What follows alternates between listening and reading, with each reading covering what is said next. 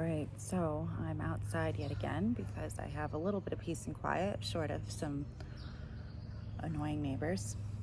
But it's going to be a long time before I can go be totally recluse somewhere, not have any of those. Oh well. So today I want to discuss my take on the delusion that so many of us experience in society. I know a lot of people think we have issues with body image and where we're holding ourselves to these impossible standards and trying to replicate Snapchat filters and supermodels. I'm going to argue quite the opposite here. I understand that that stuff is real, but I'm talking about the general population right now. As somebody who has worked in the beauty industry for many years and somebody who has worked in the adult entertainment industry for many years, I have actually noticed the opposite problem. And men are much more likely to have honest conversations about this than women are, because for so long men have kind of benefited from keeping women delusional. So I'm gonna be very forthcoming myself, and I'm even gonna kind of roast myself in this video. Here it goes. Human beings are not an attractive species overall. A very, very small population of human beings are what we would call physically beautiful.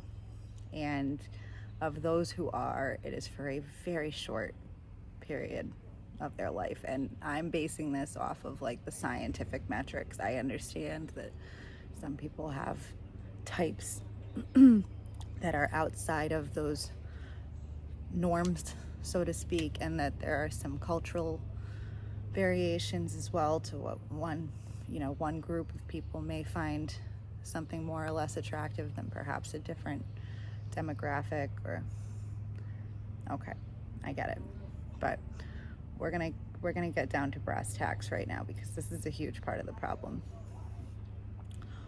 Women,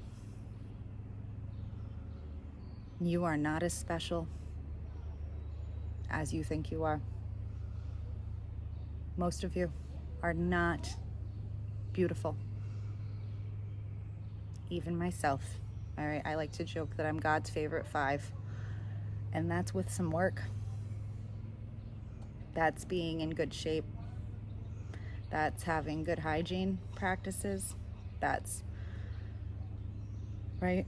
That's me being honest with myself. That was actually how I was able to identify too the oddities of the amount of men who were so desperate to continue interacting with me during the time frame where I was beginning to realize how screwed up the world was and how many people were involved in such horrible stuff. Not just in my own family or community. Give me a break. It was everywhere. It was everywhere. And I found a multitude of ways to test and make sure that it was everywhere. See, the reason why people in my family and in my community very likely thought that there would never be a problem with the things that they were doing is because it's everywhere. What are you going to do? Lock the whole adult population up in prison? Logically, they're correct. You can't do that, right? Which is why the Christian side of me says Jesus has to come back, because that's how many adults are hellbound. That's how many adults really do deserve to be locked up and have the key thrown away. So, in any regard, I noticed that it was not normal how many men, even above average men, the guys who have better than average salaries, better than average physiques, better than average personalities, you name it, were just after mama. And it's not to say that I have low confidence, because I actually do not at all. I stated in my last video, God made me brave. He made me pretty savvy. I can cook well enough. I can clean. I can decorate, but there's nothing fantastic about me. I'm not superhuman in any regard. Never have been. Even looks-wise. I guess I am not overweight, which in this country puts me a little bit above the curb, but that's about it. Got all my teeth, don't smell bad, not fat. That's what I've got going for me. And I wouldn't even say they're the nicest teeth. I got quite the horse smile myself. So here I am. I'm roasting myself for the sake of this video, because I want to give women a clear idea of how stupid it is when you girls actually fall for the nonsense. Because that is how a lot of women were baited or engaged in the first place, to join in to these very, very stupid things. If it wasn't because they had a rare blood type or were from a rare bloodline, it was because they were being convinced that they were so special, so unique, so extraordinary. And we're not. And we're not. Most of us are 5s or lower. There's very, very, very few women who are exceptionally gorgeous with exceptionally great personalities and exceptional gifts, okay? Off of the top of my head, I don't know a single woman who meets all of those, who checks all of those boxes. And I really don't know any men who check every single box. I do not know, personally, I don't know a man who is exceptionally handsome, exceptionally talented, exceptionally intelligent, exceptionally sociable. I guess God finds ways of making us all kind of, evening it out. Now, I'm not saying it's totally fairly distributed. I do believe that the more gifted you are too, the more he expects of you. The more blessed you are, the more he expects of you. But the point of this whole rant is, grow up. You're not gods. You're not goddesses. If we ever had reincarnated from something or came from something that was far more impressive than what human beings are in today's society, I'm not going to argue that we didn't. That time has long passed, hasn't it?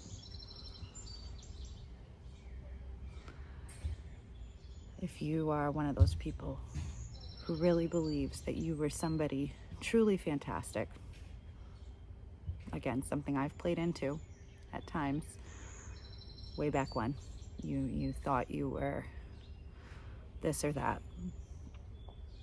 You're not now. And I understand that it sucks to kind of accept being normal and not special, but does it really? What's so bad about that? Even when it comes to finances, we're so obsessed with money. Most people are not wealthy, and they never will be. Oh well, as the rich say, mo money, mo problems, right? Jim Carrey said, I wish everybody could become rich and famous so they can see that it's nothing special. I'm sure that I'm not quoting that precisely, but that was an excellent quote. He was very correct about that. And compared to the average person, he's a pretty exceptional man. And he made that comment because he's trying to make the same point that I'm making right now. We're all special, I guess. We all have our own fingerprint. But beyond that, nobody's special. And that is the way that they got so many people to join into these horrific cults and ideologies, because they convinced them that they were super special. We need you. Let's just say it was even like an actual, like, legit cult, like the Illuminati. The Illuminati does not need you. Did you really think that they did? They didn't then, they don't now. No one individual person is essential to any cause or organization, good or bad. Everyone is replaceable. There will always be someone better, right? The other thing too is that it seemed like in my last video I was giving all these accounts of, and I barely scratched the surface, by the way, on those stories. I've given far more details to authorities than I would on here, because it wouldn't be necessary or appropriate. But the reason why I dealt with men so often in those types of discussions is because, girls, come here, listen up. Men are actually more honest. Yep. They know a lot more than we do a lot of the time too. They play dumb at times, but overall, and this is something I've joked about with police officers, and it always gets a laugh, a man is more likely to admit to a homicide than a female is to admit to anything. Men can't cry their way out of trouble either. Nobody cares if they do. So even evil men, narcissistic men, typically are more likely to fess up to something, honestly, than women are. They know that there's no way for them to reasonably pretend that they're in fear of a conversation, right? Unless they make something up. If they cry to get out of trouble, nobody cares. Women do those things. It is so easy to bribe or threaten most women. I mean, it takes almost nothing. At least with men. If a man is a complete dirtbag, he usually kind of tells you. He kind of owns it. Maybe not all the time, maybe not right away, but come on. They give that up pretty quick most of the time. Or they're just not even ashamed of it in the first place. Women, it's so hard to tell if a woman's good or evil, because I swear it changes every 20 seconds and they don't even know if they are or not. And they convince themselves too that they've got these guys wrapped around their fingers. Girls, you do not. And the dogs are trying to annoy me today. Ladies, you do not have men wrapped around your fingers. I don't care if it's men in your family. I don't care if it's your husband. I don't care if it's your boyfriend. I don't care if he lets you think that you're in control. I don't care. No. Get over it.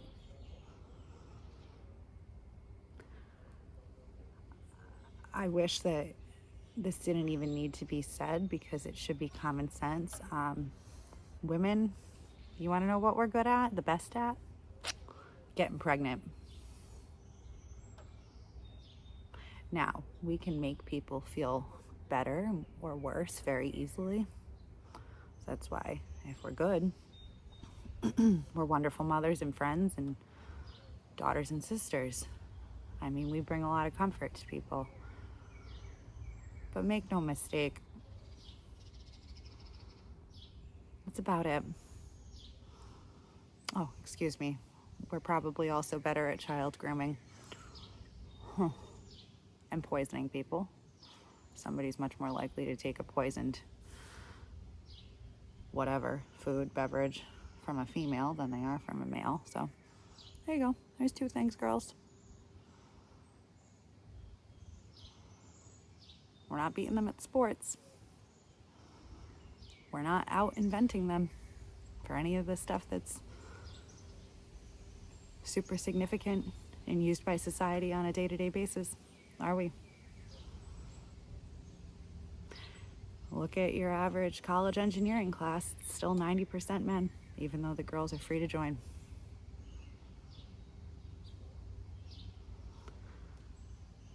Some things are just God's design.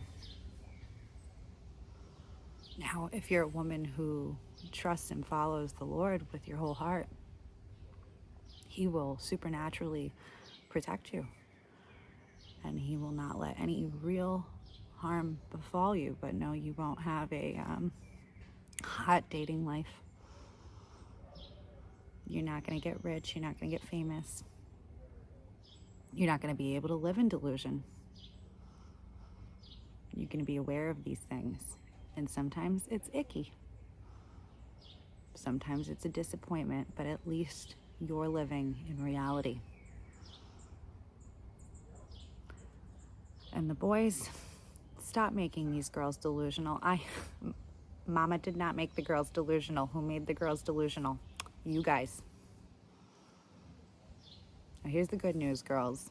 Even though we're not beauty queens, 99.9% of us. Look around. You see the men? They're not picky. They're attracted to everything. Okay? So that's the good news. They're not picky. But, boys,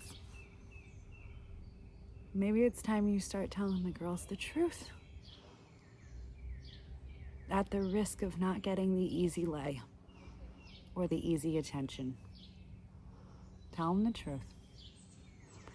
The truth is, ladies, that we range from gross to not gross, with very few exceptions of amazing.